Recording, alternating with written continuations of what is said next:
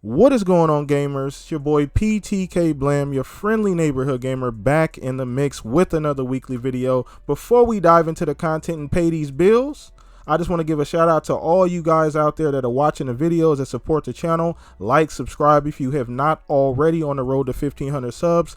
Come check out the Shop Podcast tomorrow, 6 p.m. AZ time. Awesome guests. We have a fun time, but let's not wait too long. Let's dive right into the content. So as you guys can see, we're talking a little bit about smaller devs and this trend that's happening in the industry. Something that I've noticed actually probably the last 6 to 8 years in the industry that's happening, and that's smaller devs, smaller teams continuously and consistently making high quality, AAA quality games.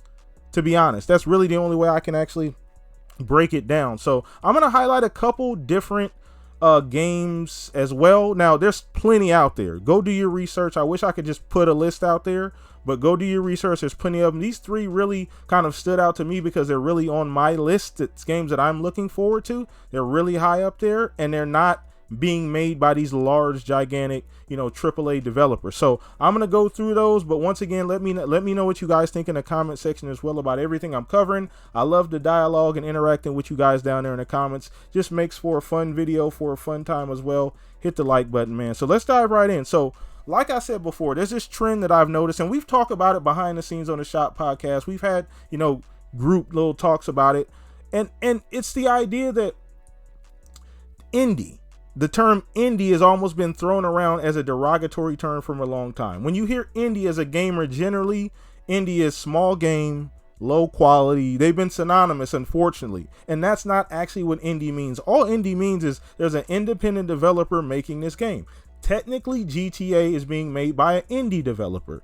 Rockstar is not owned. They're not funded by anyone else. They make and they fund their own game. So that term indie, I think we need to throw that out the window. Now on to what matters, and that's if the games are fun and what these teams are doing with the limited amount of resources that they have. It's nothing less than Hogwarts magic than what they're doing. So I'm gonna highlight a couple. One is the Ascent, a game that's extremely high on my list on any console to play. It's coming to Xbox Game Pass, fortunately, which I am a part of, so I will get to play that day and date. But the game looks phenomenal. It's being made by, I believe, 11 people, which is ridiculous. You can look at the gameplay. I'm going to play some in the background. It's amazing. It looks phenomenal. You can't tell it's being made by 11 people, and that's my whole point. If you blindfolded someone and said, look at these two games, how much do you think each one of these games are? You have a hard time telling which one may be $30 and which one may be $60 or $70. That's my point. The quality is getting ridiculous. So the tools that these people are able to access, these devs, are getting more readily available. They're getting easier to use. All kind of cool things happen, and us gamers are going to benefit from this. So another game that I'm really looking forward to, and I don't have a PS5 yet, but as soon as I saw it, I'm like, this game is on my must-buy list, and that's Kina Bridge of Spirits. Pixar quality game. You look at that game, it looks like Pixar made it. It looks like a Pixar movie. Arguably, to me, that game looks just as good from a graphic standpoint, from a gameplay standpoint, as something like Ratchet & Clank, a game being made by a large studio at Insomniac. So once again, this is just another example of what I was talking about earlier, that these smaller teams are starting to blur the lines, and we're not going to see the difference very soon. So Kina Bridge of Spirits, another game I'm looking forward to. Phenomenal looking game. I believe it's a time exclusive for PS5, but either way, I'm looking forward to playing that thing. Last game I want to talk about is the Gunk, another game not as talked about as the other two, but another game that's on the radar for me, gonna be on Xbox. I don't know if it's Game Pass, but it's being made by another small group of people. I think 15 people or less. So you see the continued trend here.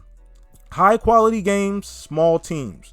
It may get to a point, and it has been, you've seen other studios like Jade Raymond leaving, the vice president from Monolith leaving and creating another studio, another smaller studio to make the kind of games they want to make, open world RPGs. So this trend is going to continue. We really are in a renaissance. This is a great thing, and I don't want to flip this video and make it seem like I have an issue with that, because this is a phenomenal thing for us gamers, and that's why I wanted to highlight it, because variety is the spice of life, and we get lost in the sauce. As gamers, we kind of get complacent. We play what we play, we like what we like, but sometimes we need to take a step back and say, wow, we are really privileged to be able to play all of the games on all of the systems that we're able to, on top of the fact that we got these smaller devs that, if I didn't know any better, I would think this game was being made by a large studio. So once again, let me know what you guys think down in the comment section. I'm not going to hold you guys up too long. I just wanted to make sure I showed some love to some of the small devs out there. You guys are doing a freaking phenomenal job making these games, and I am here for it. So I'll put the link to some of those 3 games I talked about. I'll put the link to the trailers if you hadn't seen them in the description below. Go do yourself a favor and check them out. Once again, hit the like button, subscribe below. See you guys tomorrow on the Shop Podcast. Can't wait for you guys. See you guys in the chat hanging out, man. We're going to run it up like we always do every single weekend. Peace out. See you guys later.